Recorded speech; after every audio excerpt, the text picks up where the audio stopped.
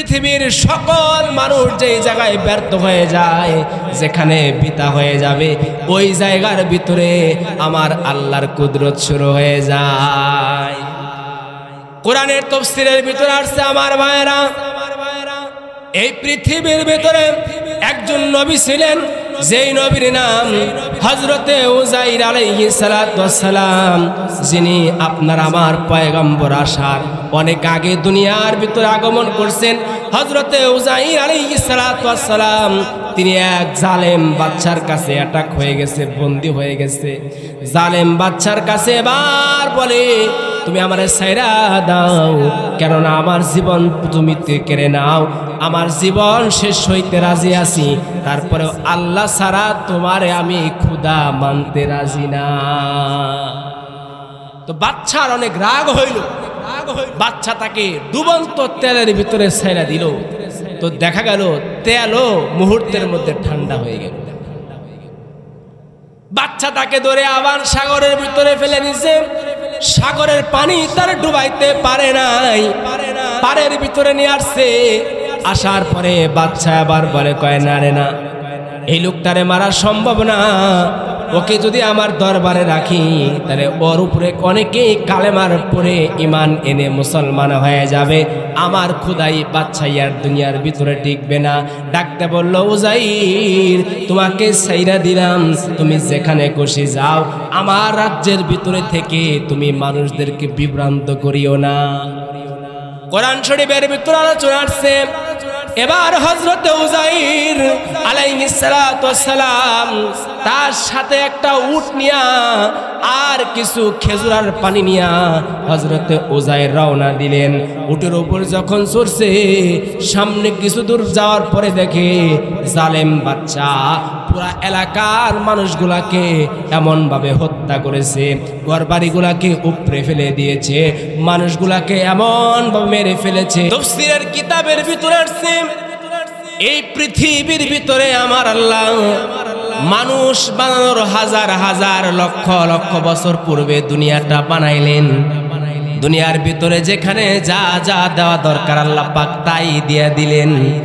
আল্লাহ পাক রব্বুল আলামিন দুনিয়া যখন বানাইলেন, দুনিয়া বানানোর জন্য মহান আল্লাহ তার নিজের হাতকে ব্যবহার করতে হয় নাই। দুনিয়া বানানোর জন্য আল্লাহ পাক রব্বুল আলামিন তিনি তার হাতের কোনো স্পর্শ দুনিয়ার ভিতরে লাগায় নাই। তাফসীরের কিতাবের ভিতরে আছে, আমার আল্লাহ এই পুরা দুনিয়ার ভিতরে যা কিছু আছে, চোখে দেখি বা না দেখি, সকল কিছুকে আল্লাহ কোন শব্দ দ্বারা বানাইছে। এই দুনিয়াটা আল্লাহ পাক কোন শব্দ দিয়ে বানাইলো? পাহাড় আল্লাহ পাক কোন শব্দ দ্বারা বানাইলো? চাঁদকে আল্লাহ পাক কোন শব্দের মাধ্যমে বানাইলো? সূর্যকে আল্লাহ পাক কোন ফায়াকুনের মাধ্যমে বানাইলো? দুনিয়ার ভিতরে যত মাখলুক গুলা আমি আর আপনি দেখি বা না দেখি, সবগুলাকে আমার আল্লাহ কোন ফায়াকুনের কারিশমা দ্বারা বানাইলো। কিন্তু দুনিয়ার ভিতরে যারা রাজত্ব করবে, এই মানুষগুলারে আমার আল্লাহ কোন ফায়াকুন দ্বারা বানায় নাই। আল্লাহ বলে, খলাকতু বিয়াদাইয়া, আমি মানুষদেরকে আমার কুদরতি দুইটা হাত দ্বারা বানাইছি। আমার ভাইয়েরা, আলোচনা লম্বা হয়ে যাবে, এজন্য এত লম্বা ভূমিকা আমি দিতে পারবো না। তবে ওই পরিমাণ না বুঝাইলেও আপনাদের সামনে আলোচনাটাও স্পষ্ট হবে না। আমার ভাইয়েরা, এই দুনিয়ার ভিতরে আমার আল্লাহ মানুষ বানাবার জন্য কয়েকটা সিস্টেম বরাদ্দ করলেন। তার মধ্যে এক নম্বরের সিস্টেম আল্লাহ পাক কায়েম করলে, বাবা আর মায়ের মাধ্যমে দুনিয়ার ভিতরে আল্লাহ পাক মানুষের আগমন পদ্ধতি কায়েম করলেন। এই পৃথিবীর ভিতরে এটাই হলো এক নম্বরের পদ্ধতি। বাবা আর মায়ের মাধ্যমে, তাদের শারীরিক মিলনের মাধ্যমে, বাবার ওরস থেকে এক ফোঁটা নাপাক পানি যখন মায়ের রেহেমের ভিতরে গেল, তাফসীরের কিতাবের ভিতরে আসি, ওই রেহেমের পানিটা মায়ের গর্ভের ভিতরে যাওয়ার সাথে সাথে ফেরেশতার একটা দলকে আমার আল্লাহ মায়ের গর্ভের ভিতরে তাদেরকে কারিগর হিসেবে পাঠাইয়া দেয়। এই ফেরেশতার দলগুলা যাওয়ার পরে মহান আল্লাহকে ডাকতে বলে, আল্লাহ এই যে মহিলার গর্ভের ভিতরে যে নাপাক পানির ফোঁটাটা আসছে, এটা রেখে কাজে লাগাবো নাকি নষ্ট করে দেব? আল্লাহ যদি বলে কাজে লাগাও, তখন ফেরেশতারা কাজে লাগায় দেয়। আর যদি বলে না গো, এই যে মায়ের গর্ভের ভিতরে যে নাপাক পানিটা গেছে, নষ্ট করে দাও, ফেরেশতারা নষ্ট করে দেয়। এই পরবর্তীতে আমার আল্লাহ 40 দিন পর্যন্ত ওই মায়ের রেহেমের ভিতরে 70 জন ফেরেশতাকে প্রেরণ করলেন। ওই 70 জন ফেরেশতা দিন রাত 24 ঘন্টা মেহনত করতে করতে এক ফোঁটা নাপাক পানিকে আমার মহান আল্লাহ রক্তের পণ্ডলিতে রূপান্তর করে দেয়। আওয়াজ দিয়ে কন্যা সুবহানাল্লাহ। আরো 40 দিন যাওয়ার পরে তার ভিতরে মাথা গজানো শুরু করে, হাত পা গজানো শুরু করে, অঙ্গ প্রত্যঙ্গ গজানো শুরু করে। আল্লাহ পাকের কাছে ফেরেশতারা জিজ্ঞাসা করে বলে, প্রভু গো, যে বান্দা এই যে মায়ের গর্ভের ভিতরে আসছে, তার হাতের আঙ্গুলি 5টা থাকবে নাকি 6টা দিয়ে দেব? 5টা হবে নাকি 4টা দিয়ে দেব? আমাদের সমাজে দেখা যায় অনেক মানুষের হাতের আঙ্গুলি 6টা। দেখেন নাই 2 সাইডে 22 আঙ্গুলা 23 আঙ্গুলা মানুষ দেখা যায়। আল্লাহ পাকের কাছে আমার বলে, আল্লাহ তাহলে এই যে তোমার বান্দারে বানাইতাছি, তাহলে এই বান্দার চোখটা সঠিক অ্যাঙ্গেলে দিব নাকি একটু বাঁকায় দিব? মহান আল্লাহ যেইভাবে ডিরেকশন দেয় ফেরেশতারা ওইভাবে বানাইতে থাকে। এক পর্যায়ে আল্লাহ পাক রব্বুল আলামিন ডাকতে বলে, ফেরেশতারা রে, তোমরা বারবার আমি আল্লাহর কাছে জিজ্ঞাসা করার কোনো প্রয়োজন নাই, বরং আমার বান্দার দেহের স্ট্রাকচার কেমন হবে, দুনিয়া বানানোর 50,000 বছর আগে তার আকৃতি আমি লৌহে মাহফুজে টানায় রেখে দিয়েছি। এত বারবার জিজ্ঞাসার দরকার নাই, ওখানে ড্রয়িং করা আছে, দেখে খালি মশলা লাগাই ফেলা। আমার ভাইয়েরা, এই যে আমাদের এলাকার ভিতরে যে বিল্ডিং নির্মাণ হয়, তো বিল্ডিং বানানোর আগে দেখা যায় একজন ইঞ্জিনিয়ার আইনা আগে ড্রয়িং করে না? কথা বলেন না কেন? ওই ড্রয়িং রাজমিস্ত্রির কাছে যখন দেয়, রাজমিস্ত্রি খালি ইটের গাঁথনি দিয়ে প্লাস্টার করে ফেলায়। কথা কোন ঠিক কি ঠিক না? মহান আল্লাহ এবার বললেন, ফেরেশতারা এত বারবার জিজ্ঞাসা করতে হবে না, বারবার তোমার প্রশ্ন করা লাগবে না, বরং আমার বান্দার আকৃতি কেমন হবে গো, আমি আগে সবগুলা স্ট্রাকচার দিয়ে রাখছি, দেখে তোমরা শুধু বানায় ফেলো। তবে হ্যাঁ ফেরেশতারা সাবধান হয়ে যা, আমার বান্দার পায়ের পাতা থেকে নিয়া গলা পর্যন্ত বানাবা, মাথাটা মুখটা আমি আল্লাহর জন্য বাকি রেখে দিবা। আওয়াজ দে কন্যা সুবহানাল্লাহ। এই দামি মুখমণ্ডল আর কপাল, যেই কপাল ফেরেশতাদের হাত লাগে নাই, আল্লাহ পাকের কুদরতি হাত লাগছে, এই জন্য কপালটার দাম অনেক বেড়ে গেছে। এই জন্য এই কপাল দিয়ে আল্লাহ পাক রব্বুল আলামিন দুনিয়ার কোনো মানুষকে সেজদা দেওয়া বৈধ করে নাই। আল্লাহ বলে, বান্দারে তোমার দেহের ভিতরে হাত পা অঙ্গ প্রত্যঙ্গ সবগুলা তোমাকে আমি দিয়ে দিলাম একটা বিশেষ কাজের জন্য, কিন্তু এই 4 আঙ্গুল একটা কপাল, এই কপালটা আমি তোমারে একমাত্র আমার কুদরতি কদমে সেজদা দেওয়ার জন্য দিছি। আওয়াজ দিয়ে বলেন না সুবহানাল্লাহ। আমি একটা কপাল আমি তোমারে দিয়ে দিলাম, এটা সাধারণ কোনো জিনিস নয়। এই কপালের ভিতরে তোমার তকদিরের আমল নামাগুলা, তোমার ভাগ্য লিপিগুলা আমি লেখা ঢুকায় দিলাম। এই জন্যই দেখবেন দুনিয়াতে যত সমস্যায় পড়ুক না কেন, মানুষ আল্লাহর দোষ দেয় না, বলে আমার কপালের দোষ। কথা কয় নাকি? যে কপালের 4 আঙ্গুলের বাসের ভিতরে সব ঢুকায় দিচ্ছে। এই জন্য যদি 5টা ছেলে হয়েও মারা যায়, ব্যবসায় আগুন ধরে লস হয়, আল্লাহর দোষে না, আমার কপাল দোষ। আমার ভাইয়েরা খেয়াল করতে হবে, এই যে মহান আল্লাহ আপনাকে এবং আমাকে মাতৃগর্ভের ভিতরে পুরাটা বানানোর পরে, ওই মাতৃগর্ভের ভিতরে সন্তান যখন আকৃতির ভিতরে চলে আসলো, আল্লাহ কয় এবার আমার বান্দার কিছু খাবারের দরকার আছে, ওই খাবারটা কেমনে খাবে? মহান আল্লাহ মায়ের গর্ভের ভিতরে মায়ের নারের সাথে সন্তানের একটা নার মিলাইয়া দিয়া মায়ের রক্তটাকে সন্তানের জন্য খাবার বানায়া দিল। গর্ভের ভিতরে এইগুলা খেয়ে খেয়ে বড় হইল। যেদিন দুনিয়ার ভিতরে সন্তান আসবে, এই সন্তান দুনিয়ার ভিতরে আসবে আমার ভাইরা, বলুন তো দেখি, এই পৃথিবীর ভিতরে যদিও মানুষ ক্ষমতাবান, মানুষ দুনিয়া চালায়, মানুষ দেশ চালায়, মানুষ চেয়ারম্যান হয়, মানুষ এমপি হয়, মানুষ পাইলট হয়, মানুষ বিমান চালায়, জাহাজ চালায়, মানুষ অনেক শক্তিধর, কিন্তু আমার ভাইরা মানুষের বাচ্চা যখন তার গর্ভে থেকে বের হয়, তার থেকে দুর্বল আর পৃথিবীতে কোনো প্রাণী জন্মগ্রহণ করে না। সকালবেলায় দেখবেন মুরগির বাচ্চা ডিম থেকে ফাইডা বের হয়ে ভাতের খুদ খায়, কথা কর না। এখন ওই খুদটা যদি নবজাতক বাচ্চা যে কেবলমাত্র ডেলিভারি হইছে তার মুখে যদি 2-4টা ভাতের খুদ দিয়ে দেন, চালের খুদ, বাঁচবো তো? জোরে কোন? শুধু ভাতের খুদ কে, ভাতের মারা যদি ওর মুখে দেন মারা যায়। সকালবেলায় যে বাছুরটা তার গাভীর ভিতর থেকে বের হইল, একটু পরে বাছুরটা মায়ের কোন জায়গার ভিতরে স্তন আছে নিজেই খুঁজা খুঁজা বের করে। আবার বাছুরের ভিতরে জ্ঞানটা আল্লাহ পাক দিয়া দিছে। গাভী যখন দুধ দিয়া কমায় দেয়, মাথা দিয়া উলানের ভিতরে নাড়া দিলেই মায়ের ভিতর থেকে দুধ ছেড়ে দেয়। কিন্তু এই মানুষ যখন দুনিয়াতে আসলো, তার মায়ের স্তন কোথাও তাও জানে না, সে খাইতেও জানে না, সে বলতেও জানে না, তার ভাষা একটাই ছিল, সে শুধু ওয়াও ওয়াও করে কান্না করতে পারতো। কথা কন ঠিক কি ঠিক না? ব্যথা লাগলেও কাঁদতো, আরাম লাগলেও কাঁদতো, ভাষা একটাই কান্না। আল্লাহ পাক বলে, যেহেতু তুমি দুনিয়ার ভিতরে যে বলতে পারবা না, তোমার খাওয়ান কেমনে হবে?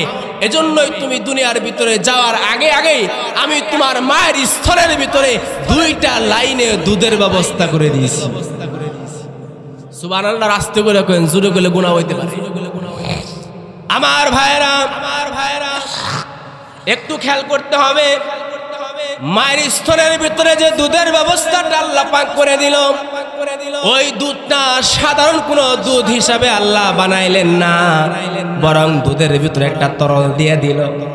বাচ্চার 1 দিন বয়স থেকে নিয়ে 1 বছর পর্যন্ত বাচ্চার গলার ভিতরে কতটুকু নরম দুধ দেওয়া যাবে, আবার 1 বছর থেকে 2 বছর পর্যন্ত কেমন দুধ দেওয়া যাবে, আমার মহান আল্লাহ বান্দার চাহিদার সাথে মিল রাখা মায়ের দুধের মধ্যে সেই রকম তরলতা দিয়ে দিল।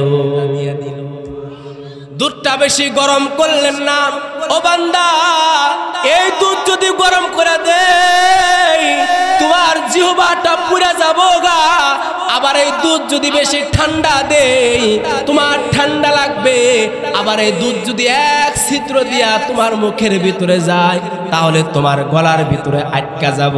এজন্য আমি মহান আল্লাহ তোমার মায়ের স্তনের ভিতরে 16 32টা ছিদ্র করে আরামের সাথে তোমাকে দুধ খাওয়ার ব্যবস্থা করে দিলাম। এটাতে গেল তোমার খাবারের ব্যবস্থা। আরেকটা হলো, এই দুনিয়ার ভিতরে তুমি আসার আগে আগে তোমার জন্য অনেকের কলিজায় মায়া মহব্বত আমি ঢুকাই দিলাম। আমার ভাইয়েরা একটু দিলের কান লাগায় শুনতে হবে রে। এই দুনিয়ার ভিতরে যখন আমি আর আপনি আসছিলাম, 1 নম্বরে আপনার আমার দুনিয়ার ভিতরে আসার সংবাদ ছই না মায়ে খুশি হয়েছিল, বাবাই খুশি হয়েছিল, দাদাই খুশি হয়। দাদাই বলে আমার নাতি দুনিয়ার ভিতরে আসছে, নানাই খুশি হয়, চাচাই খুশি হয়, চাচি খুশি হয়ে যায়, এমনকি বাড়ির কুকুর বিলাউ গুলাও খুশি হয়ে যায়। আপনি কবেন সবাই তো খুশি হইলো, মারলাম কুত্তা বেলায় খুশি হইলো কেতে? আরে আমি আর আপনি যখন জন্মগ্রহণ করছি 7 দিনে দিনে আকিকা করা লাগবো না?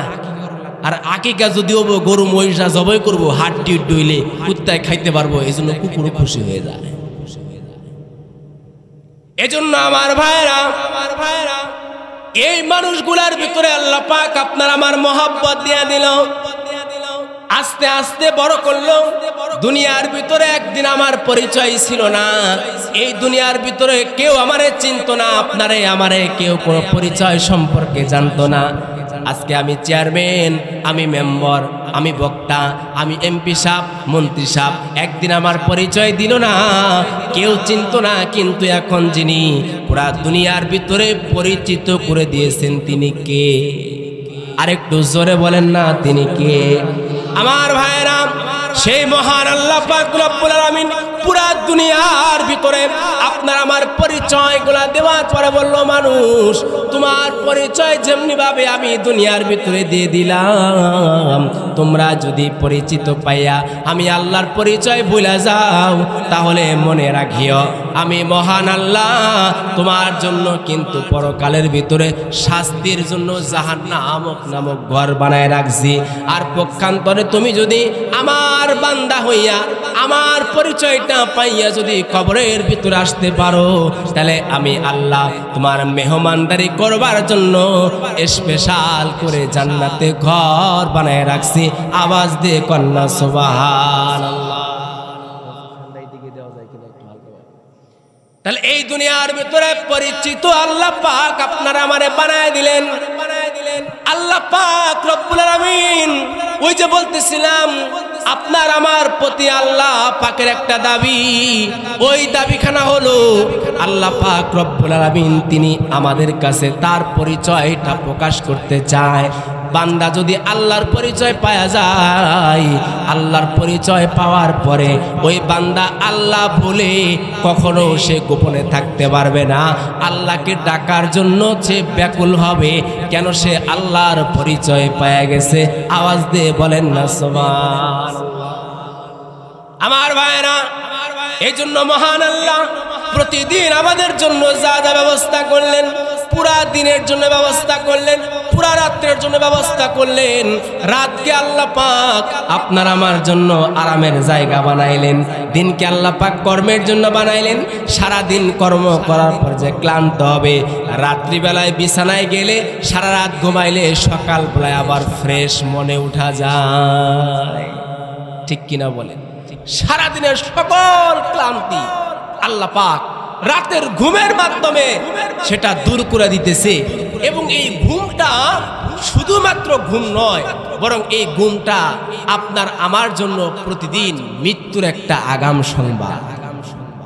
হাদিস আসছে, বিরক্ত হইতেছেন আপনার, অসুবিধা হইতেছে আপনার, অসুবিধা হলে আমার সুবিধা তো, এই জন্য একটু হা না কই। আমার ভাইয়েরা বলতেছিলাম, প্রতিদিন রাত্রিবেলায় যখন আপনি আর আমি ঘুমাইতে যাই, এই ঘুমের ঘরটা এটা আপনার এবং আমার জন্য একটা মৃত্যুর মতো, ঠিক বললাম না?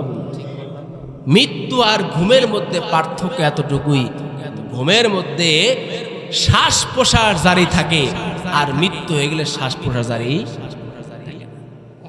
এজন্যই সকালবেলায় যখন ঘুম থেকে উঠবেন, আল্লাহ পাকের কাছে একটা দোয়া করতে হয়।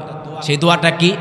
আলহামদুলিল্লাহিল্লাযী আহইয়ানা বা'দামা আমাতানা ওয়া ইলাইহিন নুশুর। এই দোয়াটা পড়তে হয় কিনা?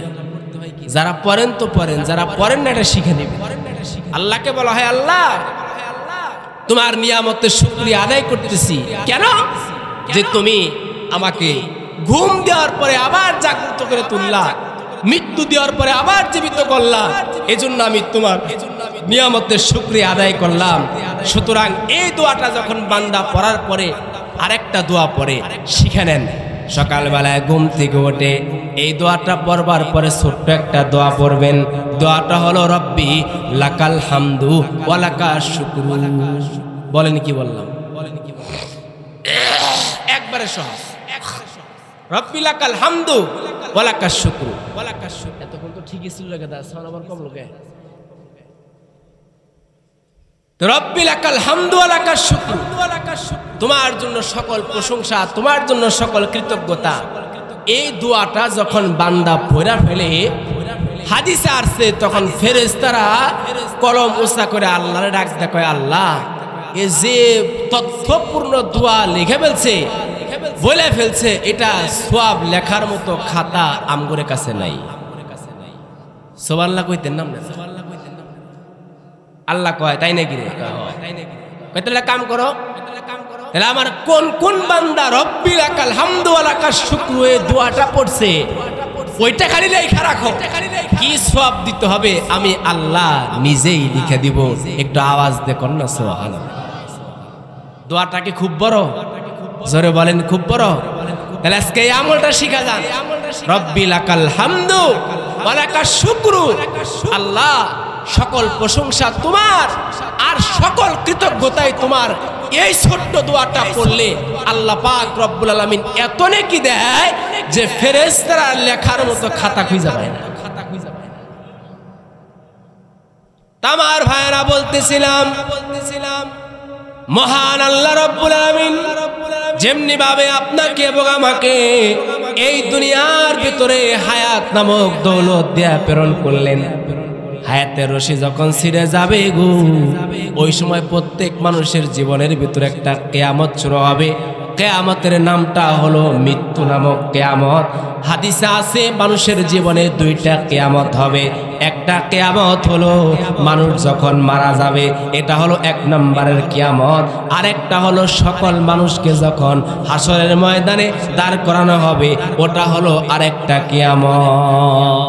এই দুনিয়ার ভিতরে আমার আল্লাহ এই যে মানুষ নামক বস্তুদেরকে বানায় দিল, দুনিয়ার ভিতরে 40 বছর বাহাদুরি চলে, 50 বছর বাহাদুরি চলে, 60-70 বছর বাহাদুরি চলে। হঠাৎ করে যখন মালাকুল মাউত তার সামনে যখন চলে আসে, মালাকুল মাউতের সামনে থেকে বাঁচার মতো রাস্তা পৃথিবীর জন্য কারো খোলা আসেনি। না কেন? ঘুষ দেয়া সব জায়গায় থেকে বাঁচা যায়, কিন্তু একজনের কাছ থেকে বাঁচা যায় না। আপনি যদি দুনিয়ার ভিতরে কোনো কেসের ভিতরে পড়েন, ঝামেলার ভিতরে পড়েন, থানার ভিতরে যদি আপনার মামলা না চলে, কোর্টে যায়, দায়রা জজ আদালতে যায়, ওই জায়গার ভিতরে মামলায় না টিকলে আপিল করে সুপ্রিম কোর্টে নেওয়া যায়, সুপ্রিম কোর্টে আপিল করে আবার হাই কোর্টে নেওয়া যায়, হাই কোর্টে আপিল করে আন্তর্জাতিক ট্রাইব্যুনালে নেওয়া যায়। কিন্তু আমার মায়েরা মালাকুল মাউত নামক পুলিশের কাছে যে গ্রেফতার হয়, পুরা দুনিয়া তার সামনে ঘুষ প্রদান করলেও বাঁচার মতো কোনো জোরে কোন না কেন উপায় আছে? যদি থাকতো তাহলে এই দুনিয়ার ধনী ধনী মানুষগুলো মারা যাইতো না। কথা কন না কেন? কই তো সম্পত্তি সব ছাতা থুয়ে যা করবো কি, এরা সব নি আমার 1000 বছর হায়াত দিয়া দে, এটা কি সম্ভব? একবার ঠান্ডা। তাহলে এই দুনিয়াতে দুনিয়ার পার্থিব কাজের জন্য ঘুষ চলে, মালাকুল মাউতের সামনে ঘুষ, বেড়া গিরিও চলবো না। আপনি কবেন যে যাবো না, তুই কিতা করবি? যেমন আপনাদেরকে একটা উদাহরণ দিই, হাকিমুল উম্মত আশরাফ থানভী রহমাতুল্লাহ লিখছে যে একটা বউ আর জামাইয়ের মধ্যে ঝগড়া। বউ বাপের বাড়িতে চলে গেছে, তো স্বামী তারে আনতে যাব, কিন্তু সে আসে না। স্বামী একটা বুদ্ধি অবলম্বন করছে, নদী মাতৃক দেশ তো নদীর পাশে নৌকাটা ভিড়ে এরাই খেয়ে বিবিরে কয় তুমি কি যাইবে না? আসলে কয় না, আমি তোমার বাড়িতে যাবো না, তোমার সংসার টংসার করবো না। কয় ঠিক আছে, তাহলে সংসার যখন করবা না, তাহলে চলো যাই নদীর পাড়ে একটু ঘুরে একটু হাওয়া খেয়ে আই। তো বিবি মনে করছে হাওয়া টাওয়া খেয়ে একটু ঘুরে আসলে সমস্যা কি তা। নদীর পাড়ে যখন গেছে, বিবিরে পেছন থেকে হাতটা ধইরা কোমরে মধুরা উষা করে নৌকার ভিতরে বসায় দিয়া ড্রাইভারে আর মাঝরে বলে বেটা দে নৌকা স্টার্ট। নৌকা স্টার্ট দিছে, নৌকা স্বামীর বাড়ি দিয়ে গেতেছে। বিবি তখন স্বামীর হাতে জ্যাংটা দিকে সুইটা বাপের বাড়ির দিকে মুখ দেখায়, নৌকা গেলে কি হবে, আমি যাব না। কথাটা বুঝে আসলো কিনা আপনার? নৌকা গেলে কি হবে, আমি যাব না। এখন আপনারা বলেন তো দেখি, ও যতই ঘুরে থাকুক নৌকা যে আইগেইতে আছে, স্বামীর বাড়ির দিকে যাইতেছে কি যাইতেছে না? তো আমরাও বলি বৃদ্ধ হইলে কি হবে, এত সহজে মরবে না। এমন কথা অনেকে কয়, কি কয় না, কয় না আর মেলা দিন। কিন্তু বাস্তব ইতিহাস, এই যে গত সপ্তাহে 2-4 দিন হয়েছে, টাঙ্গাইলের চরের দিকে কাকুয়ার চর নাম শুনছেন না? ওইদিকে এক মাহফিলে গেছে। তো মাহফিলে বয়ান প্রায় শেষের দিকে মুনাজাত হবে। এর আগে পেছন দিক থেকে এক লোক কানে কানে খবর নিয়ে আসছে, হুজুর আপনার এক শ্রোতা একটু আগে স্টেজে পড়ে মারা গেছে। এখন ওর সামনে গিয়ে দেখলাম লোকটা যুবক মানুষ, বয়স 30-40 হয়, আসছে মাহফিলও, ওয়াজের মুনাজাতটাও দেয়া যাইতে পারে নাই। তাহলে এর মানে তার হায়াতের দড়ি আর কুলায়। আমি আর আপনি যে এখানে আসছি আবার বাড়ি পর্যন্ত যাইতে পারবো, গ্যারান্টি দিতে পারবেন? এমনকি হাতটা তোলেন তো দেখি। ওরে একজনে তুলছে হাত, বুঝায় তুলছে না তুলছে আল্লাহ। তো আমার ভাইরা, আমার গ্যারান্টি নাই, কারণ আপনি যদি থাকে একজনে তুলেন যে হুজুর আমার গ্যারান্টি আছে, আমি অন্তত বাড়ি পৌঁছাইতে পারবো। যদি এই কথা কোন আপনার ইমানই থাকবো না, কথা কোন ঠিক কি ঠিক না। যেমন গত সপ্তাহে ঢাকা শহরে আপনার মেট্রো রেলের পাশ দিয়া এক যুবক হাইটা যাইতেছিল। তো হঠাৎ করে মেট্রো রেলের পিলার থেকে একটা প্লাস্টিকের বেয়ারিং পইরা যুবকটার মাথায় পড়লো, ওখানে মারা গেল। তাহলে বোঝা গেল তার হায়াত তাকে আর লম্বা হতে দেয় নাই, এজন্য সে বাড়ি পর্যন্ত যাইতে পারে নাই, রাস্তার ভিতরে মৃত্যু হয়েছে। তো ভাই বলেন তো দেখি, এই মৃত্যু নামক কারিশমা আপনার এবং আমার কাদের ভিতরে যে ভর করে ঘুরতেছে, কখন ধরবে, অ্যাটাক কখন করবে আপনার আমার জানা যেহেতু নাই, এজন্য লম্বা সময়ের অপেক্ষা না করে এখন থেকেই শুধরানোর দরকার আছে না নাই? আমার ভাইয়েরা, একটু গভীর মনোযোগ দিয়ে শুনতে হবে। এই পৃথিবীর ভিতরে আমার মহান আল্লাহ অনেক সময় অনেক নিদর্শনগুলা দিয়ে দিয়ে মানুষদেরকে বোঝায় দিয়েছেন, বান্দারে আমি আল্লাহ তাআলার কাছে কোনো কাজও কিন্তু করা অসম্ভব না। আল্লাহ পাকের কাছে কোনো কাজ করা অসম্ভব। জোরে বলেন অসম্ভব। পৃথিবীর সকল মানুষ যেই জায়গায় ব্যর্থ হয়ে যায়, যেখানে বিতা হয়ে যাবে, ওই জায়গার ভিতরে আমার আল্লাহর কুদরত শুরু হয়ে যায়। কোরআনের তাফসীরের ভিতরে আসছে আমার ভাইয়েরা, এই পৃথিবীর ভিতরে একজন নবী ছিলেন, যেই নবীর নাম হযরতে উযাইর আলাইহিস সালাতু ওয়াস সালাম, যিনি আপনার আমার পয়গম্বর আসার অনেক আগে দুনিয়ার ভিতরে আগমন করছেন। হযরতে উযাইর আলাইহিস সালাতু ওয়াস সালাম তিনি এক জালেম বাদশার কাছে অ্যাটাক হয়ে গেছে, বন্দী হয়ে গেছে। জালেম বাদশার কাছে এবার বলে, তুমি আমারে ছাইরা দাও, কেননা আমার জীবন তুমি কেড়ে নাও, আমার জীবন শেষ হইতে রাজি আছি, তারপরে আল্লাহ ছাড়া তোমারে আমি খোদা মানতে রাজি না। তো বাদশার অনেক রাগ হইল, বাদশা তাকে ডুবন্ত তেলের ভিতরে ছাইরা দিল। তো দেখা গেল তেলও মুহূর্তের মধ্যে ঠান্ডা হয়ে গেল। বাদশা তাকে ধরে আবার সাগরের ভিতরে ফেলে নিছে। সাগরের পানি তার ডুবাইতে পারে নাই, পাড়ের ভিতরে নিয়ে আসছে। আসার পরে বাদশা আবার বলে, কয় না রে না, এই লোকটারে মারা সম্ভব না, ওকে যদি আমার দরবারে রাখি তাহলে ওর উপরে অনেকেই কালেমার পরে ঈমান এনে মুসলমান হয়ে যাবে, আমার খোদাই বাদশাহ আর দুনিয়ার ভিতরে টিকবে না। ডাকতে বলল, উযাইর তোমাকে ছাইরা দিলাম, তুমি যেখানে খুশি যাও, আমার রাজ্যের ভিতরে থেকে তুমি মানুষদেরকে বিভ্রান্ত করিও না। কোরআন শরীফের ভিতরে আলোচনা আসছে। এবার হযরত উযাইর আলাইহিস সালাতু ওয়াস সালাম তার সাথে একটা উট নিয়া আর কিছু খেজুর আর পানি নিয়া হযরত উযাইর রওনা দিলেন। উটের উপর যখন চড়ছে, সামনে কিছু দূর যাওয়ার পরে দেখে জালেম বাদশা পুরা এলাকার মানুষগুলাকে এমন ভাবে হত্যা করেছে, ঘরবাড়িগুলাকে উপড়ে ফেলে দিয়েছে, মানুষগুলাকে এমন ভাবে মেরে ফেলেছে, মানুষগুলাকে কচু কাটা করে ফেলেছে। নাউযুবিল্লাহ। তো হযরত উযাইর এই অবস্থা দেখে যে একটা এলাকার এমন বেহাল অবস্থা করে ফেলাইছে, মানুষগুলাকে একেবারে জমিনের সাথে পিষে ফেলছে, হযরত উযাইর তিনি মনে মনে কল্পনা করলেন, হায় রে হায়, কিভাবে মহান আল্লাহ আবার এই মানুষগুলাকে কিয়ামতের দিন জীবিত করবে। তো আমার ভাইয়েরা, আমাদের সমাজেও দেখা যায় যে কিছু কিছু মানুষ তারা কিয়ামতকে অস্বীকার করে, আছে না এরকম দু চারটে? নামাজ পড়ে কালাম পড়ে সবই ঠিক হই, কিন্তু কয় যে কবরে যে যামু লাশ তো পয়সাই যাবো গা, আবার বানাবো কেমনে কথা। এরকম খাড়াইশ মার্কা দুই একজন মুসলমান আছে না নাই? জোরে করে এরা কয় যে সবই ঠিক হই, কিন্তু এরা তো মাথায় ঢুকে। কিন্তু আমার ভাইরা বলেন তো দেখি, যেদিন আল্লাহ পাক রব্বুল আলামিন আপনারে আমারে বানাইলো, তার আগে দুনিয়াতে আপনার আমার অস্তিত্ব ছিল না।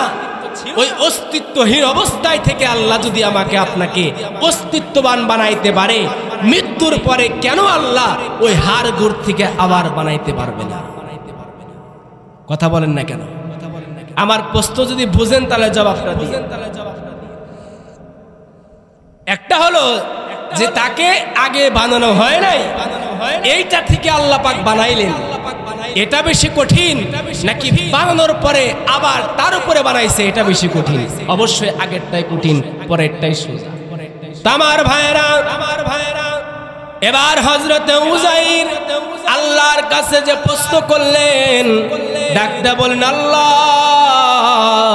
তোমার ক্ষমতার উপরে, তোমার শক্তির উপরে যাররা পরিমাণও আমার কোনো সন্দেহ নাই, আমি সন্দেহ করি না গো আল্লাহ, সকল ক্ষমতা তোমার কাছে আছে, কিন্তু আমার মাথায় ধরে না মৃত্যু হওয়ার পরে লাশগুলা মাটির সাথে মিশে যাওয়ার পরে কেমন করে তুমি আবার বানাবা?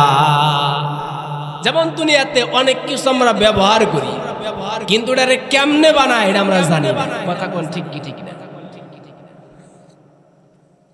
যেমন সাবান একটা ব্যবহার করি, এই সাবানটা যে কেমনে বানায় আমাদের কিন্তু অনেকেরই জানা নাই। কথা কোন ঠিক কি ঠিক না?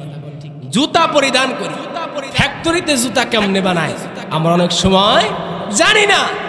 তো এইভাবে মানুষ যেটা জানে না তার জানার আগ্রহ হয়।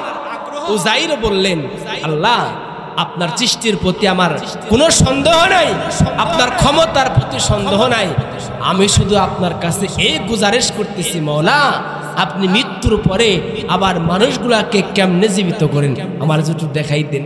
সুবহানাল্লাহ কইন না?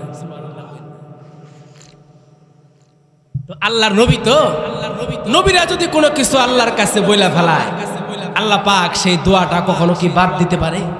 জোরে বলেন, বাদ দিতে পারে?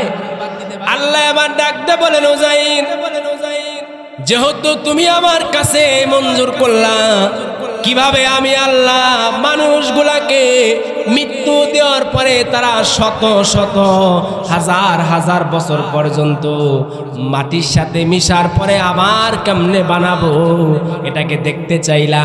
আমি আল্লাহ দুনিয়ার অন্য কোনো মানুষ দিয়া প্রমাণ দিব না, বরং আমি আল্লাহ তুমি উযাইরের ভিতরে তোমারে দিয়া তোমার উদাহরণ বুঝায় দিব। আওয়াজ দে কন্যা সুবহানাল্লাহ। আমার ভাইরা, হযরত উযাইর তিনি চলতে চলতে হঠাৎ করে যখন ক্লান্ত হয়ে গেল, আল্লাহর কোরআন প্রমাণ করে হযরত উযাইর তার উটনিটাকে গাছের ভিতরে বেঁধে রেখে তিনি একটু হেলান দিলেন। আর আমার ভাইরা বলুন তো দেখি, মানুষ যখন ক্লান্ত হয়ে যায় কোনো কিছুর সাথে হেলান দিলে সাথে সাথে ঘুম আসে কি আসে না? জোরে কর না কেন? অনেক সময় দেখবেন চকে কিছু কামলারা খেতে ধান টান কাটে, খুব ক্লান্ত, রোদের মধ্যে ধানের আড়ি মাথায় দিয়ে ঘুমাই পড়ছে, এরকম দেখেন আপনারা? চলতেছে না তো কি করবো, ধানের আড়ি মাথার নিচে দিয়ে ঘুমাই গেছে। তো হযরত উযাইর যখন ঘুমাইছে, ওই বেলাটা ছিল সকাল বেলা। মহান আল্লাহ রব্বুল আলামিন হযরত উযাইরকে ওই সময় মালাকুল মাউত পাঠাই দিয়া তার জানটা কবজ করিয়া মহান আল্লাহ যখন নিয়ে গেলেন, ওই অবস্থার ভিতরে তার দেহটা পড়ে রইল। একদিন, 2 দিন, 3 দিন পরে রয় নাই, বরং উযাইরের দেহটা ওই অবস্থার ভিতরে 100 বছর পর্যন্ত আল্লাহ পাক রেখে দিয়েছে। সুবহানাল্লাহ। আস্তে করে কই, জোরে করে যদি গুনাহ হয়, 100 বছর পর্যন্ত একটা লাশ মাটির ভিতর রয়ে গেল। কিন্তু হঠাৎ করে আবার 100 বছর পরে আল্লাহ পাক হযরত উযাইরকে যখন জীবিত করলেন, তো জীবিত করার পরে আপনাদের মনে আসেনি যখন মারা গেল সময়টা কখন ছিল? সকালবেলায়, কিন্তু যখন তার দেহে রুহটা ফিরাই দিছে, আল্লাহ পাক রুহটা নিচের দিকে না দিয়া চোখে আর মুখের দিকে দিছে, যাতে করে নিজের চোখে নিজের সৃষ্টি দেখতে পারে। চোখের ভিতরে যখন রুহ ফিরে আসছে, এখন তাকায় দেখে সূর্য মাথার উপরে উঠছে। আল্লাহ পাক তখন উজাইরকে জিজ্ঞাসা করে, তুমি ঘুমাইছিলা নিতা? কয় আল্লাহ, একটু দেহের ভিতরে ক্লান্ত আর ছিল, এই জন্য আমি একটু ঘুমাই গেছিলাম। আল্লাহকে কতটুকু সময় ঘুমাইলে? কয় তো সকালবেলা ঘুমাইছিলাম, দুপুর হয়েছে, ঘন্টা 4 মনে হয়। কয় না, তুমি 4 ঘন্টাও ঘুমাও নাই, 4 মাসও না, 4 দিনও না, বরং তোমার এই মৃত্যুর সময়টা কেটে গেছে 100 বছর। আর একটা আওয়াজ দেখুন, সুবহানাল্লাহ। এক ঘুমে, এক মৃত্যুতে আল্লাহ পাক 100 বছর পার করে দেওয়ার পরে এবার তার দেহর রক্ত চলাচল শুরু হইতেছে, মাংস শরীরের ভিতরে ধরা শুরু হইতেছে। মহান আল্লাহ এবার হযরতে উজাইরকে ডাক দেয়, বলে উজাইর, তোমার দেহের দিকে তাকাও, দেখো তোমার গোশতগুলোকে কেমন করে কাইফা নুনশিজুহা, আমি আবার তোমার গোশতগুলোকে তোমার দেহের সাথে সুন্দর করে লাগায় দেই। হযরতে উজাইর তাকায় দেখে তার দেহের মধ্যে থেকে মহান আল্লাহ রব্বুল আলামিন হাড্ডির উপরে কয়েক টপকার ভিতরে গোশত দিয়া দিল। আবার তার পাশে যে একটা গুড়া অথবা গাদা ছিল, ওটাও যখন মরে মাটির সাথে মিশে গিয়েছিল, আমার আল্লাহ রব্বুল আলামিন ওটাকেও হযরতে উজাইরের সামনে জীবিত করে পেশ করে দিল। মাঝখানে সময় গেছে কত বছর জানো? ওদিকে 100 বছর আগে বিবাহ করে আসছিল হযরত উজাইর, তখন তার বয়স ছিল 40। তাহলে মাঝখানে তো উনার 40 রয়ে গেছে, কিন্তু বিবিরে যে বিয়ে করছিল তার বয়স ছিল ধরেন 30। তাহলে 30 আর 100 তাহলে কত হইল? 130। আর তার যে একটা বাচ্চা ছিল, ওই বাচ্চার বয়স ছিল 18 বছর। তাহলে 100 বছর যোগ করলে কত হয়? 118। ঘটনা খেয়াল করেন, হযরত উজাইর এবার তার ওই উটনি আর গাদাকে নিয়ে তার বাড়ি খোঁজা শুরু করছে। এলাকায় প্রত্যেকটা মানুষকে জিজ্ঞাসা করে, উজাইরের বাড়ি কোথায় বলতে পারো? কয় না, আমরা জানি না, উজাইরকে আমরা চিনি না। কেন? অনেক মানুষ তো চিনার কথা না, সময়টা তো মাঝখান থেকে চলে গেছে 100 বছর। হঠাৎ করে এক বৃদ্ধ লোক বলতেছে, ওইটা উজাইরের বাড়ি ছিল। যাওয়ার পরে এবার দেখতেছে তার উঠানের উপরে একজন থমথমা বৃদ্ধ মহিলা দাঁড়ানো। ডাকতে বলতেছে, তুমি কে? কয় আমি হলাম উজাইর। এই কথা বলার সাথে সাথে মহিলা বাড়ি থেকে একটা লাঠি বের করে না। কয় লাঠি দেখছো? কয় লাঠি না। লাঠি কেন? কয় এই উজাইর 100 বছর আগে মারা গেছে। 100 বছর পরে তুমি কোথাকার দেহর আর এই ড্যামরা ছেড়ে কইতেছো আমি উজাইর? এটা কি মানার মতো কথা? কিন্তু ওই মহিলা সাধারণ কোন মহিলা ছিল না। তাফসীরের ভিতর আসছে ওই মহিলা হযরতে উজাইরের বাড়িতে দাসীর কাজগুলা করতেছিল। হযরতে উজাইর যখন তার বাড়ি থেকে বের হয়ে যায়, দাসীর বয়স ছিল 15 বছর। 100 বছর অ্যাড করলে এখন হয় 115। মহিলা এবার বলে, হ্যাঁ তুমি যদি সত্যি উজাইর হও, তাহলে আমি তোমার কাছে জিজ্ঞাসা করতে চাই, যার কথা তুমি যার পরিচয় দিতেছো, উজাইরের একটা বড় গুণ ছিল, সে তাওরাত কিতাবের হাফেজ ছিল। তুমি বলো দেখি, তুমি যদি তাওরাত কিতাবটাই মুহূর্তে আমার সামনে তেলাওয়াত করে শোনাইতে পারো, আমি মেনে নিব তুমি হলা সত্যিকারের উজাইর। আওয়াজ দিয়ে কন্যা সুবহানাল্লাহ। এবার হযরত উজাইর তাওরাত কিতাব শোনায় দিল। দাসী মহিলা এবার বলল, কিভাবে এটা সম্ভব? কেমনে সম্ভব যে মানুষটা আমরা জানি 100 বছর আগে মারা গেল, এখন আবার কেমনে ঘুরে ফিরে আসলো? দাসীকে এবার ডাকতে বলে, দাসী আমার তো একটা ছোট্ট সন্তান ছিল, ওই সন্তানের খবর কি তুমি জানো? আবার একটা বিবি ছিল, তার খবর কি তুমি জানো? কই আপনার সন্তান ঠিকই আছে গো, আপনার বিবিও ঠিকই আছে, কিন্তু আপনার সন্তান এখন লাঠি ভর করে জমিনে হাড়ে। এটাই কে নিয়ে হদি আহ কি মর্মম ঘটনা। বাবা হলো 40 বছরের টেকরা যুবক, আর ছেলেরে ধরে নিয়েছে, লাঠি ভর করছে, কোমর বাজ হইয়া মাথা অর্ধেক জমি ডেবে গেছে। সন্তান এবার সামনে আসছে, হযরতে উযাইর তার চোখের ভিতরে আর পানি রাখতে পারে না। সন্তানকে তো বলতেও পারে না, সন্তান তুমি আমার সন্তান। ডাকতে বলে ভাইজান আপনি কে, কেন আপনি এই জায়গায় আসছেন? উযাইর এবার ডাকতে বলে এই বেটা আমার, আমারে তুমি ভাই বলে ডাইকো না, আমি তোমার ভাই না, আমি তোমার জন্মদাতা পিতা। আজ থেকে 100 বছর আগে আল্লাহর কুদরত দেখার জন্য চাইছিলাম, আল্লাহ পাকই আমারে কুদরত বানায় দিছে। বাবার এবার সন্তান এবার কুলের ভিতরে নিয়ে সন্তান বাবাকে জড়াই ধরছে, বাবার সন্তানকে জড়াই ধরছে, হাউমাউ করে দুইজন কান্না শুরু করে দিয়েছে। আর আল্লাহর দরবারে বলে আল্লাহ এ কেমন খেলা তুমি আমাকে দেখায় দিলা, আমি শুধু তোমার কাছে জানতে চাইছিলাম মৃত বস্তুকে তুমি কেমন করে জীবিত বানাও, কিন্তু দুনিয়ার ভিতরে দেখা গেল আমার সন্তানকে তুমি আমার থেকে 100 বছরের বড় বানাই দিলা। সন্তানকে এবার বলে বাবা তোমার মার খবর কি? কয় মার অবস্থা বড় খারাপ, মা তো ঘরের ভিতরে বৃদ্ধ অবস্থায় আছে। এবার যখন উযাইরকে তার বিবির কাছে নিয়ে যাওয়া হয়েছে, মহিলা মানুষ, নবীর স্ত্রী যেহেতু ছিল, একজন যুবককে দেখে তার মুখটা তিনি আবৃত করে ফেলেছে। হযরত উযাইর বলে বিবিরা আমার মুখ ঢাইকো না, আমার সামনে তোমার পর্দা করা জরুরি না। সুবহানাল্লাহ বলেন। মহিলা এই কথা শুনে আশ্চর্য হয়ে বলে কেন গো, আপনার সামনে আমি পর্দা করব না? কয় পর্দা এই জন্য করবা না, আমি দুনিয়ার কোনো বিন পুরুষ না, আমি হলাম তোমার একমাত্র প্রাণের স্বামী, আমার নাম উযাইর। তো নবী উযাইর তখন দুনিয়ার মানুষকে বলল, মানুষ তোমরা যারা মৃত্যুকেও অস্বীকার করো, তোমরা আমার জীবনের থেকে শিক্ষা গ্রহণ করো যে মহান আল্লাহ আমার 100 বছর পর্যন্ত মৃত অবস্থায় রেখে আবার সেখান থেকে জীবিত করতে পারে, এই ক্ষমতা আমার আল্লাহর আছে না নাই? এখন আপনাকে মনে প্রশ্ন হইতে পারে ওটা তো 2-4 বছর আগের ঘটনা, আল্লাহর শক্তি টক্তি তখন কিছু কমে গেছে গা। অনেকে তো না হইজিল্লা কয় না,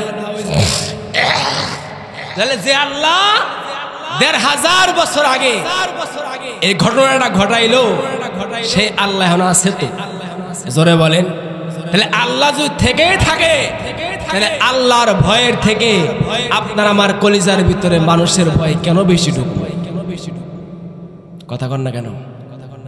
নেতার ভয়, নেতার মহব্বত, অমুকের ভয়, গুলি করে মারবো, গুম করে মারবো। আমার ভাই যদি আপনার মৃত্যু নির্ধারণ হয়ে থাকে, ওই মৃত্যু যদি সংঘটিত আল্লাহ পাক করতে চায়, পুরা দুনিয়ার কোন রকম রিভলভার দিয়ে অথবা কোন রকম ব্যারিকেড দিয়ে সেই মৃত্যুর কবল থেকে বাঁচানোর মতো ক্ষমতা কারো আছে? আর যদি মহান আল্লাহ আপনারা বাঁচাইতে চায়, তাহলে আপনার জীবনের সকল অঙ্গ প্রত্যঙ্গ বিকল হওয়ার পরেও যিনি জীবিত করতে পারে তিনি কে? আর একটু জোরে করতে পারেন তিনি কে? আজকে জুমার বয়ানের ভিতরে বলছি একটা কথা খুব ভালো করে শুনেন। আমি একজন মানুষ, হিসাব করে দেখলাম যে বর্তমান বাজার অনুযায়ী, এই কথা কইেন না, বর্তমান বাজার মূল্য অনুযায়ী আমি প্রায় 3 কোটি টাকার মালিক। মার হাবা করবেন না? এখন কোন হুজুর এত টাকা পাইলেন কোথায়? কাহিনী শুনেন। আমার মাথার ভিতরে একটা মগজ আছে, 2টা চোখ আছে, 2টা কিডনি, 2টা বাল, হার্ট, লিভার, রক্তনালী, মূত্রনালী, পাকস্থলী, এই সকল কিছু বর্তমান বাজার অনুযায়ী বিক্রি করলে প্রায় 3 কোটি টাকা। জোরে গন্না সোবান। তাহলে আমি যদি 3 কোটি টাকার মালিক হই, আপনি কয় কোটি? কথা কন না কেন? তাহলে একটু আগে তো ভয় পেয়ে গেছিলেন কাজে, হুজুর তো 3 কোটি টাকার মালিক। কথা কন ঠিক কি ঠিক না? ভয় তো পেয়ে গেছিলেন না বাবা, আমি 3 লাখ টাকার মালিক না। আমার ভাইয়েরা, 3 কোটি টাকার সম্পত্তি আল্লাহ পাক আপনার আমার দেহের ভিতর ঢুকায় দিছে। আরেকটা আশ্চর্য কথা শোনাই, এই যে প্রতিদিন আমি আর আপনি শ্বাস নেই, ছাড়ি, আবার ঘুমাই, পেশাব করি, আপনার আমার দেহের ভিতরে কোন অঙ্গ প্রত্যঙ্গ কিন্তু 1 সেকেন্ডের জন্য বসে নাই। হার্ট চলতেছে, কিডনি ডায়ালাইসিস করতেছে। তো এইগুলা যদি কৃত্রিম ভাবে করা হইতো, হাসপাতালে লাইট স্থাপনে রাখা হইতো, তাহলে প্রত্যেক দিন একটা মানুষকে হাসপাতালে বিল দিতে হইতো 2.5 লাখ টাকা। কয় লাখ? তাহলে আপনার আমি কয়দিন দুনিয়াতে বাঁচতাম? কথা কি বুঝেন আমার? যে আপনি যদি প্রতিদিন কিডনি আপনার 5 থেকে 10 বার ডায়ালাইসিস করতেছে, এই ডায়ালাইসিস যদি আপনি হাসপাতালে করতে যান, হার্ট যদি আপনি কৃত্রিম ভাবে চালু রাখতে চান, আপনার সকল অঙ্গ প্রত্যঙ্গ চালু রাখতে চান, আপনার প্রত্যেক দিন বিল আসবে 2.5 লাখ টাকা। কোটিপতি হইলেও বলবো ও ছাতা আজকে মারা যাক, 2.5 লাখ টাকা ভাঙার দরকার নাই। কথা কোন ঠিক কি ঠিক না? কিন্তু এই জন্মের পর থেকে নিয়ে আজ পর্যন্ত সকল কিছু আল্লাহ পাক ফ্রি ডেলিভারি দিল, আজ পর্যন্ত কি এই বিলের কাগজ বাড়িতে আইছে? জোরে কন না কেন? কিন্তু বিদ্যুৎ চালাই 50 ইউনিট 100 ইউনিট বিল হয়ে গেলে বাড়িতে একটা কাগজ বানায়, 2 মাস না দিলে পরের মাস আর বাউল জ্বলে না। কথা কন না কেন? এই যে সকল কিছু যে মহান আল্লাহ আপনার এবং আমাকে দান করলেন, সেই আল্লাহ পাকের গোলামি আর তার হুকুম আপনার আমার মানার দরকার আছে না নাই? আমার ভাইয়েরা, মহান আল্লাহ এবার বলেন, দুনিয়ার ভিতরে আমি তোমাদেরকে না চাইতে চাইতে এত নিয়ামত দিলাম, এর ভিতরে একটা উদ্দেশ্য আছে।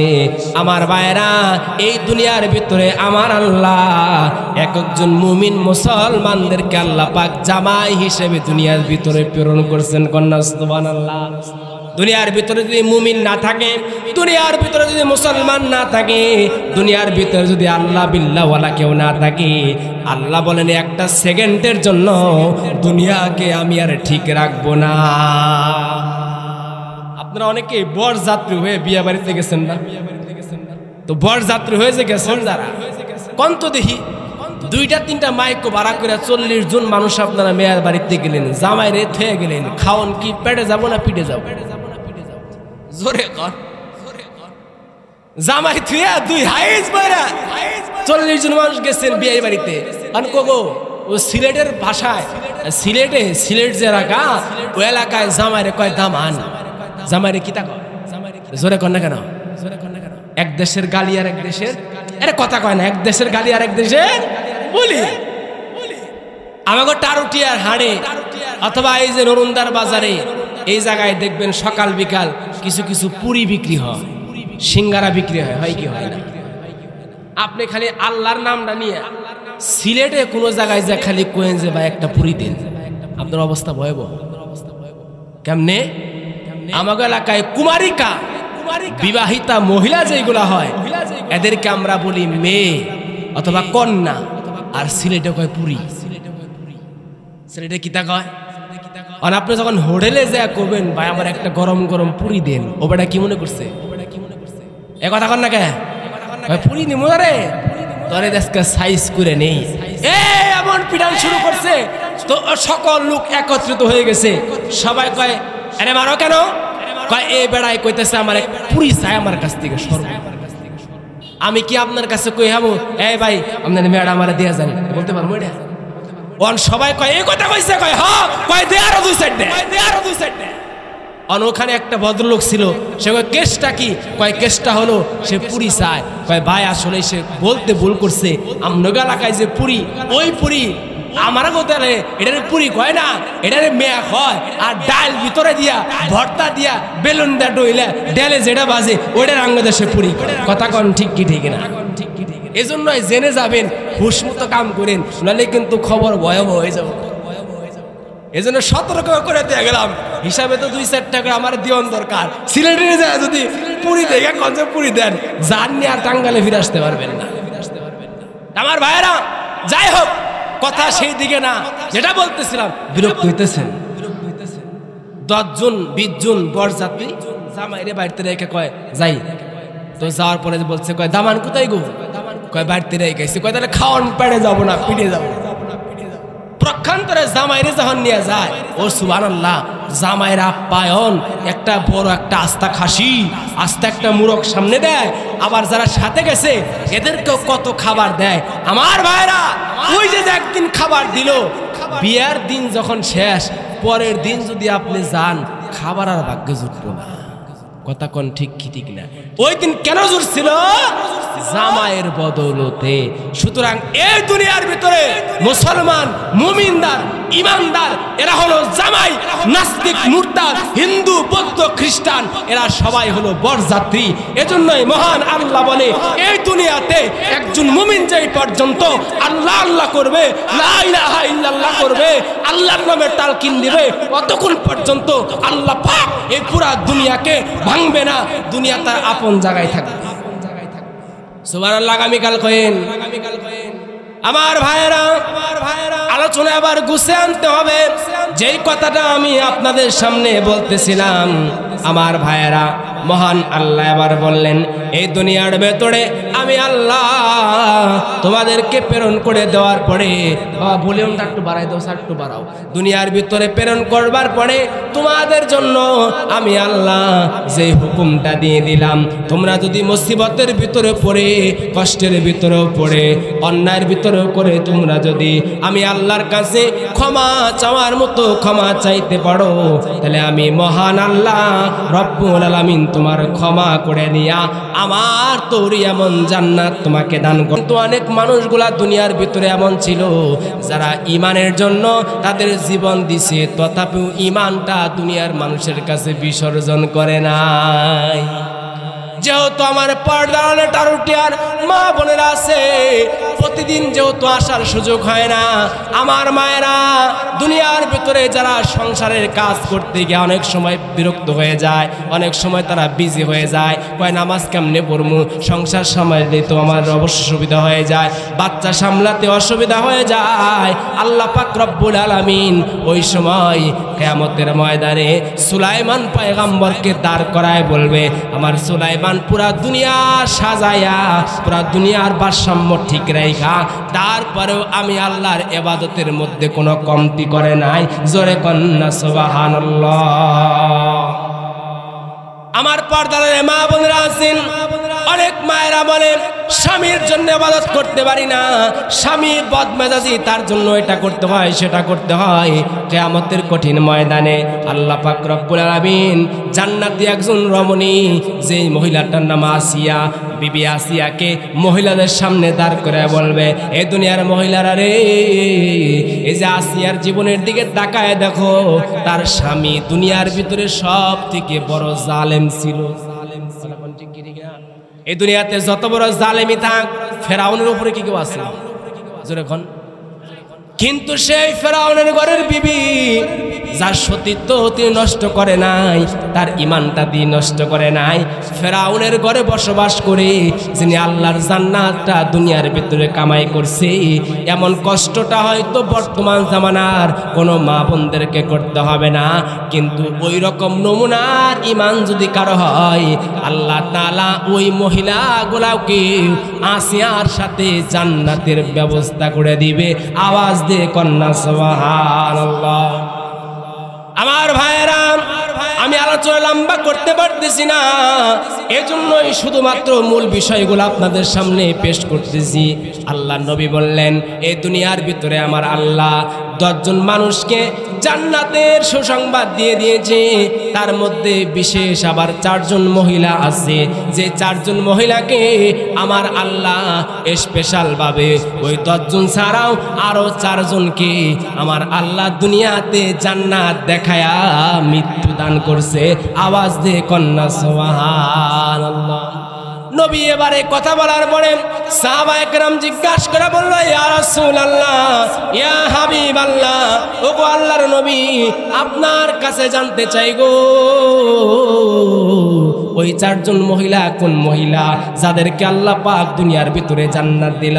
আল্লাহর নবী বলি, এই 4 জন মহিলার মধ্যে থেকে 1 নম্বরের মহিলা হলো আমার প্রিয়তমা স্ত্রী, যার নাম খাদিজাতুল কুবরা। যেই মহিলার ওয়াকিয়া 2-4 ঘন্টায় বললেও শেষ হবে না। আল্লাহর পয়গম্বর সাল্লাল্লাহু আলাইহি সাল্লামের আদর্শ দেখিয়া, তার সিরাত দেখিয়া, তার গুণগান দেখিয়া, আল্লাহর নবীর দেখে বয়সে 15 বছরের বড় হবার পরেও সকল সম্পত্তিগুলা নবীজির সামনে আইসা বলে, ইয়া রাসূলুল্লাহ, আমার সকল সম্পত্তিগুলা আপনারে দিয়া দিলাম, এর বিনিময়ে আমি খাদিজাকে আপনি গ্রহণ করুন। আমার ভাইরা, আল্লাহর নবীর নবুয়তের প্রথম সময়গুলা যেই পরিমাণ কষ্ট খাদিজা করছে, আল্লাহর নবী পরবর্তীতে তার বিবিদেরকে ডাকিয়া ডাকিয়া বলতো, আমার বিবিরা, তোমরা হলো আমার সুখের দিনের সাথী, আর আমার খাদিজা হলো আমার দুর্দিনের সাথী। আনন্দের দিনে অনেক রে পাওয়া যায়, কিন্তু দুঃখের দিনে কিন্তু সবাই রে পাওয়া যায় না। নবী আমার দ্বিতীয় নম্বরে বললেন, দ্বিতীয় নম্বরে আমার কন্যা ফাতেমা, যারে আল্লাহ পাক রব্বুল আলামিন জান্নাত দিয়েছে। আর তৃতীয় নম্বরের মহিলার নাম বললেন আল্লাহর নবী হযরতে আইয়ুব আলাইহিস সালামের স্ত্রী, যার নাম রহিমা খাতুন। তৃতীয় নাম্বার বলার পর আল্লাহর নবী তার জবানে আর কোনো কথা কয় না। সাহাবায়ে কেরাম ডাকতে বলে, ইয়া রাসূলুল্লাহ, ইয়া হাবিবাল্লাহ, ওগো আল্লাহর নবী, আপনি বললেন এই দুনিয়ার ভিতরে আমার আল্লাহ 4 জন মহিলাকে স্পেশাল ভাবে জান্নাত দিল। 3 জন মহিলার নামটা আপনি সুন্দর করে বললেন, চতুর্থ নাম্বার মহিলার নামটা তো আপনি আমাদেরকে বললেন না। আল্লাহর নবী তখন বলে, আমার সাহাবী, এই চতুর্থ নাম্বার মহিলার নামটা বলতে আমি নবীজি পর্যন্ত ভয় পাইতেছি, কেননা এই মহিলা ইমানের জন্য এতটাই কষ্ট করছে গো, পুরা দুনিয়ার উম্মত মিলা তার সমান কষ্ট করতে পারবে না। নবী আমার চোখের পানি ছেড়ে দিলেন। সাহাবায়ে কেরাম বলেন, ইয়া রাসূলুল্লাহ, যদিও আপনার চোখের পানি আমাদের জন্য কষ্টদায়ক, তারপরেও আপনার কাছে শুনতে চাই, বলুন না দেখি, আসিয়ার এমন কোন করুণ কাহিনী ছিল, এমন কোন কষ্ট ছিল যে কষ্টের কারণে আপনি নবী পর্যন্ত ক্রন্দন করতেছেন। আল্লাহর নবী এবার ডেকে ডেকে বলে, এই সাহাবায়ে কেরাম, তোমরা হয়তো শুনছো এই দুনিয়ার ভিতরে সবথেকে জালেম বাচ্চা ছিল ফেরাউন। যেই ফেরাউন সমাজের ভিতরে প্রচার প্রসার করে দিল, আমি হলাম তোমাদের একমাত্র রব, আমাকে সারা এই দুনিয়ার ভিতরে আর কাউরে তোমরা রব মানতে পারবা না, কাউরে তোমরা রব মানতে পারবা না, আমারে তোমরা সেজদা করবা। আমার ভাইরা, পুরা মিশরের ভিতরে সবাই ফেরাউনকে রব মাইনা সেজদা করতেছিল, কিন্তু মহান আল্লাহ এই ফেরাউনের জুলুমকে বরবাদ করে দেওয়ার জন্য মুসা নবীকে দুনিয়ার ভিতরে প্রেরণ করে দিল। চিৎকার মেরে কন্যা সুবহানাল্লাহ। হযরতে মুসাকে আমার আল্লাহ কেমন কৌশলের ভিতরে বানাইলো। আমার ভাইরা, এ ওয়াকিয়া আপনাদের সবার জানা আছে, আমি লম্বা ঘটনা করতে চাইতেছি না, মূল পয়েন্টটা বুঝাই দেই। হযরতে মুসা যখন দুনিয়ার ভিতরে আগমন করবে, ফেরাউনের কাছে এক পাদ্রী এসে সংবাদ জানায় দিল, আপনার রাজত্ব যে ধ্বংস করবে, আপনার রাজত্ব যে বরবাদি করবে, ওই বাচ্চাটা ইতিমধ্যে বনি ইসরাইলের এক মহিলার গর্ভের ভিতরে চলে আসছে। ফেরাউন কয় তাহলে যত বাচ্চা ছেলে সন্তান জন্মগ্রহণ হবে সবগুলাকে জবাই কর। 10 বছর পর্যন্ত জবাইয়ের হুকুম ছিল, কিন্তু যেই বছর জবাই করা বন্ধ করবে, ঠিক ওই বছরই মহান আল্লাহ হযরতে মুসা আলাইহিস সালামকে দুনিয়ার ভিতরে প্রেরণ করে।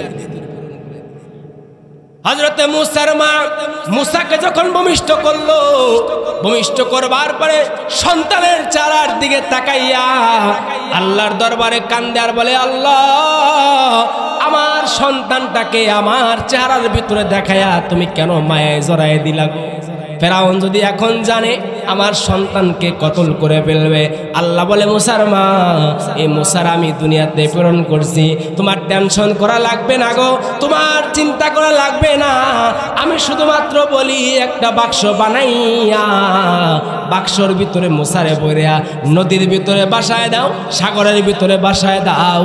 আমার মুসারে হেফাজত করার দায়িত্ব আমি আল্লাহ আমার নিজের হাতে নিয়ে নিলাম। হযরতে মুসার মা এবার হযরতে মুসাকে জন্মগ্রহণ করবার পরে বাক্সের ভিতরে দিয়া দিল। কিন্তু যতই হোক মা তার সন্তানের প্রতি ভালোবাসা কমাইতে পারে না।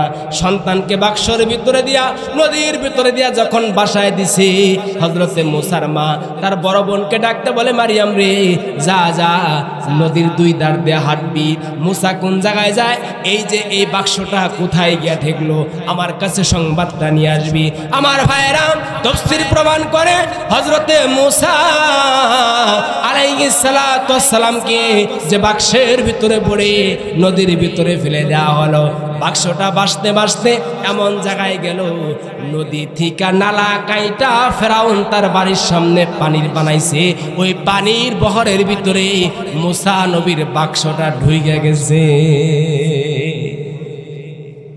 এজন্য বলে রাখে আল্লাহ, জোরে বলেন রাখে আল্লাহ, মারে কে? তো হযরতে মুসার বাক্সটা ফেরাউনের যখন রাজপাতাদের সামনে ঘুরতেছে, সবাই বাক্স দেখে ভয় পেয়ে গেছে, না জানি এটাই ফেরাউনের ধ্বংসের কারণ হয়। ফেরাউন তখন বলে, এই বাক্সর ভিতরে কে আছে, আমি আসার আগ পর্যন্ত তোমরা কেউ খুলবা না। এবার দেখা গেল যারা এই বাক্সটা ধরার জন্য যায়, বাক্সটা সামনে ধরা দেয় না। পুরা মহলের ভিতরে আলোচনা শুরু হয়ে গেল, বাচ্চার বাড়িতে এমন একটা বাক্স ঢুকছে, এই বাক্সটা কারো কাছেও ধরা দেয় না। সবাই কয় কি রে, একটা বাক্স, যেটা জড় পদার্থ, সবাই ধরতে পারে, তাহলে এই বাক্স কেন মানুষ ধরতে পারতেছে না? বিবি আসিয়ার কাছে যখন গেছে, আসিয়া বলে ঠিক আছে আমি দেখতেছি ব্যাপারটা। আসিয়া যখন গেছে বাক্সের দিকে হাত বাড়াইছে, তো বাক্স ফিরে গেছে। বাক্স খুইলা দেখে বাক্সের ভিতরে একটা লাল টুকটুকে বাচ্চা দেখা যায়। ফেরাউন কয় সর্বনাশ, তাহলে এটাই মনে হয় আমার ওই যে জম, যে আমার ক্ষমতা ধ্বংস করব। আসিয়া কয় এত মাত মাইতেন না তো, সবকিছুর ভিতরে সন্দেহ ভালো না, এত সুন্দর একটা বাচ্চা আমাদের ভাগ্যে আসছে, আপনি কোন জম, আপনি বিবাহের পরে আজ পর্যন্ত আমার একটা মা ডাক শুনাইতে পারেন নাই। আমার মনটা চায় এই বাচ্চাকে আমার সন্তান বানাবো, সাবধান এই সন্তানের গায়ের ভিতরে আপনি হাত দিতে পারবেন না। ঘটনা ঘটাইলো কেরা, জোরে বলেন কেডা ঘটাইলো? আসিয়ার কথা শুনে এবার রাজা ফেরাউন কয় আর কি মুসিবত, কি করে যাও, ঠিক আছে তুমি এটা পালো। তো বাড়িতে যখন নিয়ে গেছে, ফেরাউনের মনের ভিতর খালি ভয়, না জানি এরিয়া মানে বাইরে ভালো। আসিয়ারে যা কয় আসো তো একটা পরীক্ষা করি। কয় কি পরীক্ষা? কয় এই যে একটা পিয়ালার মধ্যে একটু আগুন নিমু, আর একটা মধ্যে সোনা নিমু। তো এই বাচ্চা যদি সোনা ধরে তাহলে মনে করবো আমার মারান নিয়ে গেছি, আর যদি আগুনের কয়লা ধরে তাহলে খুব নির্ভুক, এটা কোনো সমস্যা না, হয়ে যাক তাহলে খেলা। তো এক পেয়ালা আগুন নিছে, একটা স্বর্ণ নিছে। তো বলেন তো দেখি, স্বর্ণের থেকে আগুন চিকচিক কম করে না বেশি করে? বেশি করে না। আর প্লান তো আগুনটাই ধরবো। কিন্তু আমার ভাইয়েরা হযরতে মুসা আলাইহিস সালাতু ওয়াস সালাম যেহেতু উনি কোনো সাধারণ সন্তান ছিল না, উনি যেহেতু ফেরাউনকে ধ্বংস করার জন্য দুনিয়ার ভিতর আসছে, এই জন্য উনি স্বর্ণ যখন ধরতে যাবে, আল্লাহ কয় জিবরাইল রে তাড়াতাড়ি আমার মুসার হাতটা ওই পিরিচ থেকে ঘোরাইয়া আগুনের কয়লা যে জায়গায় আছে ওই জায়গায় নিয়ে দেও। যদি এটা না করতো তাহলে ফেরাউন তখনই বুঝতে পারতো যে এটা আমার মারার জন্যই।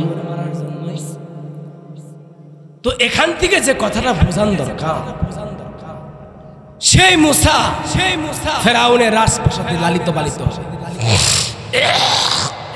এখন বলেন তো দেখি, যে বাচ্চা জন্মগ্রহণ করে এখানে আসছে, এই বাচ্চার ক্ষুধা লাগছে না?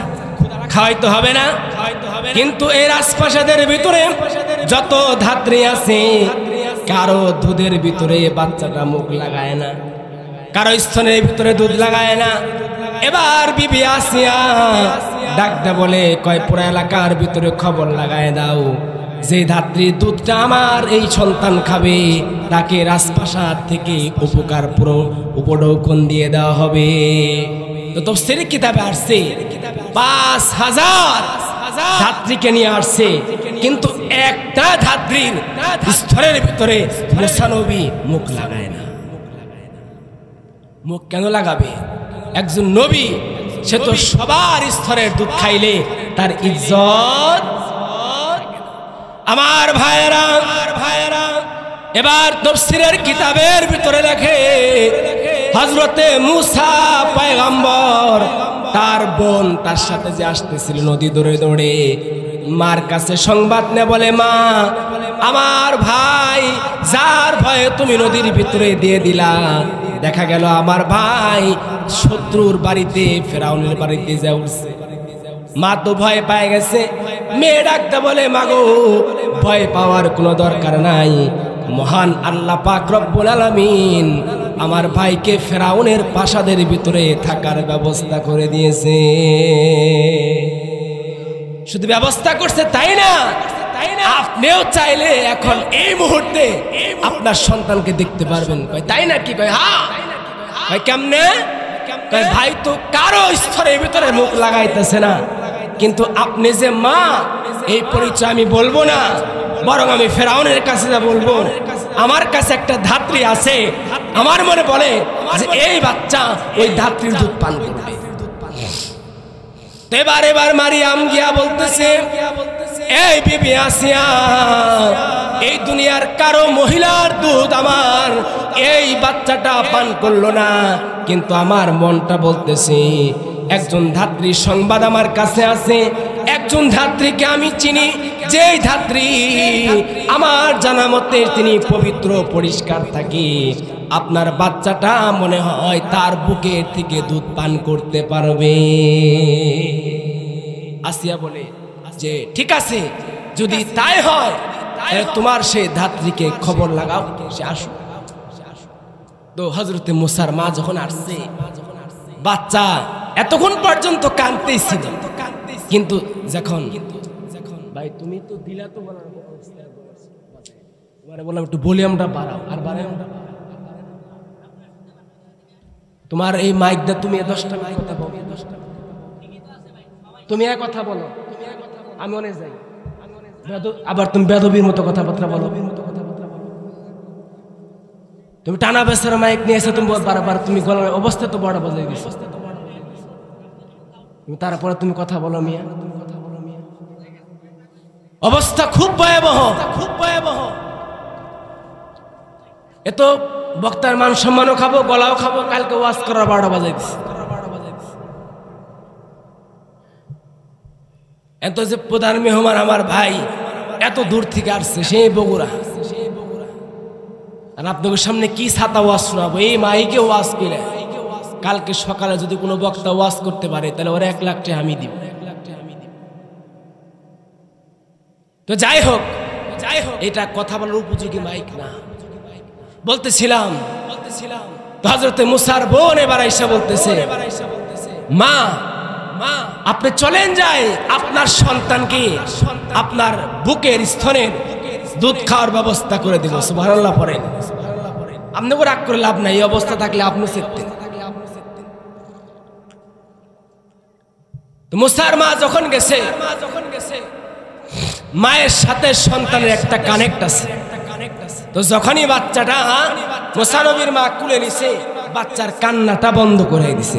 সুবহানাল্লাহ। খান বাচ্চার কান্না যখন বন্ধ হয়ে গেছে, অমনেতেই হযরতে মুসা তার মায়ের স্তন থেকে দুধ পান করা শুরু করে দিছে। ফেরাউনের ভিতরে ভয় আর সন্দেহ, বলে এই মহিলা 5000 মহিলার স্তনের দুধ এই বাচ্চা পান করলো না, কিন্তু তোমার স্তন দেখা মাত্র পান করলো, এর মানে ডাল মে কুছ কালা হে। মহিলা তখন কয়, না না না, আপনি জবাব দিচ্ছেন তাই না, এই বাচ্চার সাথে আমার এতদিনের পরিচয় নাই।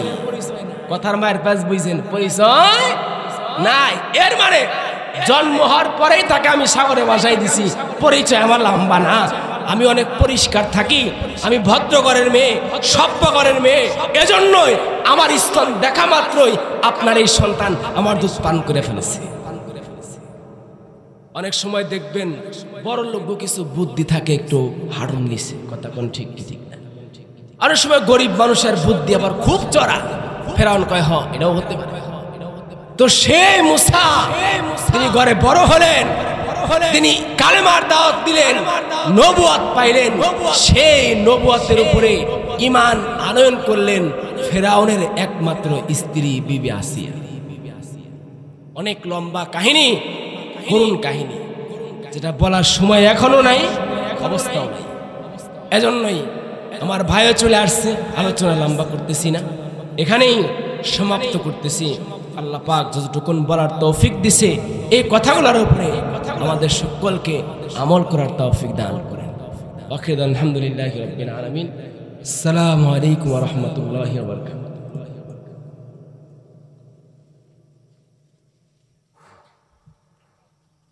মাশাআল্লাহ, মারহাবা, জাযাকাল্লাহ।